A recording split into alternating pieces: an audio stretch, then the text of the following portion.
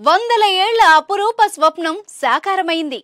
అయోధ్యలో బాలరాముడి విగ్రహ ప్రాణ ప్రతిష్ఠ మహోత్సవం జరిగింది.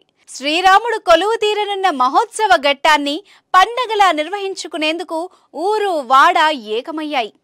చిన్న పెద్ద అనే తేడా లేకుండా రాముని సేవలో లీనమవుతున్నారు. ఇప్పటికే ప్రధాన ఆలయాలు, నగర కూడళ్ల వద్ద సందడి వాతావరణం ఏర్పడింది.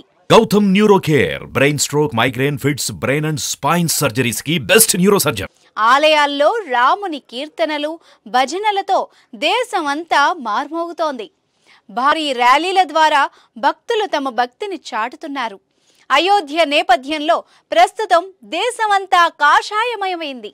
బాలరాముడి విగ్రహ ప్రతిష్ఠ సందర్భంగా అయోధ్య తీర్థ ట్రస్ట్, ఆర్ఎస్ఎస్, విశ్వ హిందూ పరిషత్, హిందూ వాహిని ఆధ్వర్యంలో ఉదయం నుంచి దేశవ్యాప్తంగా ఆలయాల్లో భక్తులు ప్రత్యేక పూజలు చేస్తున్నారు. ప్రధాని మోదీ ఇచ్చిన స్వచ్ఛ తీర్థ అభియాన్ పేరుతో దేవాలయాలను క్లీన్ చేశారు. పట్టణాలు, నగరాలు, గ్రామాల్లో ప్రధాన కూడళ్లలో కాషాయ జెండాలు కట్టి అలంకరించారు.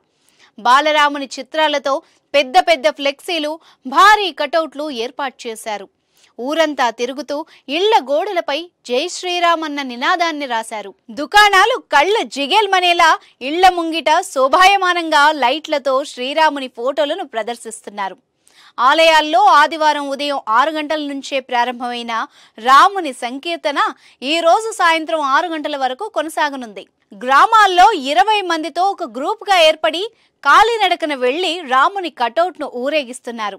ఆలయాల దగ్గర ఈ రోజు పెద్ద ఎత్తున అన్నదాన కార్యక్రమం ఏర్పాటు చేస్తున్నారు. ఇప్పటికే దీనికోసం భారీగా ఏర్పాట్లు చేశారు భక్తులు. ఈ రోజు సాయంత్రం ఆలయాల దగ్గర దీపోత్సవాలను నిర్వహించేందుకు మహిళలు భారీగా సిద్ధమయ్యారు.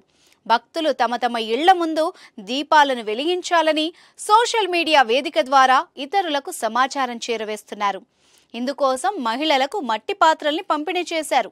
ప్రధాన ఆలయాల్లో మైక్ పెట్టి రాముని పాటలు, హనుమాన్ చాలీసాలు పఠిస్తున్నారు. కొన్ని చోట్ల అయితే ఈరోజు రాముడు, సీత, లక్ష్మణుడు, హనుమంతుని వేషాలు వేసుకుని గ్రామాల్లో తిరుగుతున్నారు. అచ్చం ఆ శ్రీరామమూర్తే తమ తమ గ్రామాల్లోకి వచ్చినట్టు భక్తులు చెబుతున్నారు. మహిళలు కోలాటం ఆట ఆడుతూ సందడి చేస్తున్నారు. యువకులు, చిన్నారులు డీజే పాటలతో పరవశించిపోతున్నారు. వేకువజామున శ్రీరాముని ఆలయాల్లో భక్తులు గ్రామ దేవతల్ని ఊరేగింపుగా తీసుకొచ్చి ప్రత్యేక పూజలు చేసి ప్రతిష్ఠించారు.